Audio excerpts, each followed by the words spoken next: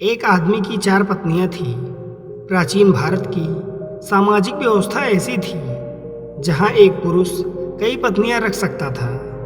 समय बीतने पर व्यक्ति बीमार पड़ गया और उसे अपनी मौत करीब दिखने लगी। जीवन के अंत में वो बहुत अकेलापन महसूस करने लगा। उसने अपनी पहली पत्नी को बुलाया और उसे अपने साथ दूसरी दुनिया में चलने के लिए कहा।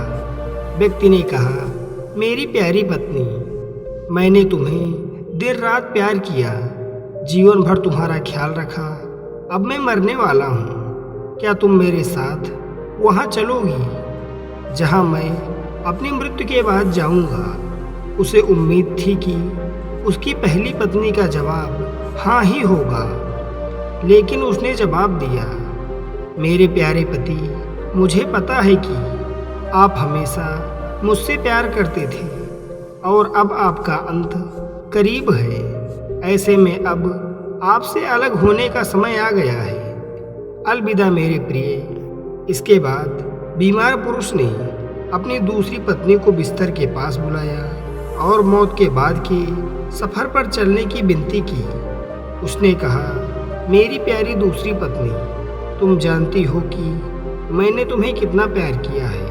कभी कभी मुझे डर लगता था कि तुम मुझे छोड़ दोगी, लेकिन मैंने तुम्हें दृढ़ता से थामे रखा। मेरी प्रिय, मेरे साथ दूसरे सफ़र पर चलो। दूसरी पत्नी ने जवाब दिया, प्रिय पति, आपकी पहली पत्नी ने आपकी मृत्यु के बाद आपका साथ देने से इनकार कर दिया, तो फिर भला मैं आपके साथ कैसे जा सकती हूँ? आपने मुझे केवल अपने स्वार्थ के लिए प्यार किया है। मृत्युशैया पर लेटे पुरुष ने अपनी तीसरी पत्नी को बुलाया और उसे भी अपने साथ चलने को कहा। तीसरी पत्नी ने आंखों में आंसू भरकर उत्तर दिया, मेरे प्रिय, मुझे आप पर दया आ रही है और अपने लिए दुख हो रहा है, इसलिए मैं अंतिम संस्कार तक आपके साथ रहूंगी। इस तरह तीसरी पत्नी ने भी उसके साथ चलने से इनकार कर दिया। जब तीनों पत्नियों ने उसकी मृत्यु के बाद उसका अनुकरण करने से इनकार कर दिया, तब उसे याद आया कि उसकी एक और पत्नी है, उसकी चौथी पत्नी, जिसकी उसने ज़्यादा परवाह नहीं की थी। चौथी पत्नी के साथ उसने हमेशा एक दासी की तरह व्यवहार किया था और हमेशा उसे दुत्कारा था। पुरुष ने सोचा कि अगर वह अब उससे अंतिम सफ़र पर चलने को कहता है तो वो निश्चित रूप से मना कर देगी। हालांकि वो इतना डरा हुआ था और अकेलापन महसूस कर रहा था कि उसने अपनी चौथी पत्नी से दूसरी दुनिया में साथ चलने की गुजारिश की। चौथी पत्नी ने अपने पति के अनुरोध को तुरंत स्वीकार कर लिया। पति के अनुरोध करने पर चौथी पत्नी ने कहा, मेरे प्यारे पति, मैं तुम्हारे साथ जाऊंगी।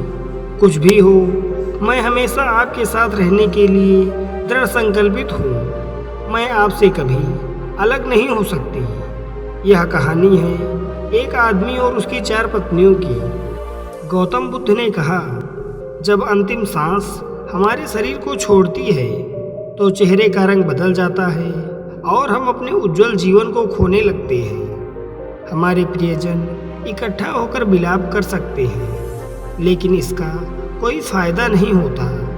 ऐसे समय में शरीर को अंतिम संस्कार के लिए एक खुले मैदान में रख दिया जाता है और सिर्फ सफ़ेद राख बच जाती है। यह हमारे शरीर का गंतव्य है। दूसरी पत्नी हमारे भाग्य, भौतिक चीज़ों, धन संपत्ति, प्रसिद्धि, पद और नौकरी को दर्शाती है। हम इन सभी भौतिक चीज़ों से काफ़ी जुड़ाव महसूस करते हैं, जिसे पाने के लिए हमने कड़ी मेहनत की है। हम इन चीज़ों को खोने से डरते हैं और बहुत कुछ पाने की इच्छा रखते हैं, लेकिन इनकी कोई सीमा नहीं है। जीवन के अंत में ये चीज़ें मृत्यु तक हमारा पीछा नहीं कर सकती। हमारे भाग्य ने जो भी इकट्ठा किया है उसे हमें छोड़ना ही होगा। हम दुनिया में खाली हाथ आए हैं और मृत्यु के समय भी हमारे हाथ खाली होते हैं। हम अपनी मृत्यु के बाद अपना भाग्य पकड़ कर नहीं रख सकते। जैसे दूसरी पत्नी ने अपने पति से कहा था, तुमने अपने अहंकार और स्वार्थ के लिए सिर्फ मुझे अपने साथ रखा और अब अलविदा कहने का समय आ गया है। महात्मा बुद्ध कहते हैं कि तीसरी पत्नी का अर्थ यहाँ हमारे नाते रिश्तेदारों से है। यह हमारे माता पिता, भाई बहन, सभी रिश्तेदारों, दोस्तों और समाज की तरह है। वो आंखों में आंसू लिए हमारे साथ शमशान घाट तक ही आ सकते हैं। वो हमारे लिए दुखी और उदास रहते हैं। इसलिए हम अपने शरीर, भाग्य और समाज पर निर्भर नहीं रह सकते। हम अकेले आते हैं और अकेले ही इस दुनिया से जाते हैं। मृत्यु के बाद कोई हमारा साथ नहीं दे सकता। बुद्ध ने कहा, चौथी पत्नी हमारा मन या चेतना है। जब हम गहराई से यह पहचान जाते हैं कि हमारा मन क्रोध, लालच और असंतोष से भरा हुआ है, तो हम अपने जीवन को अच्छे नज़रिए से देख पाते हैं। क्रोध, लोभ और असंतोष कर्म के नियम हैं। हम अपने कर्म से कभी पीछा नहीं छुड़ा सकते। जैसा कि चौथी पत्नी ने अपने मरते हुए पति से कहा था, तुम जहाँ भी जाओगे मैं तुम्हारे पीछे चलूँगी।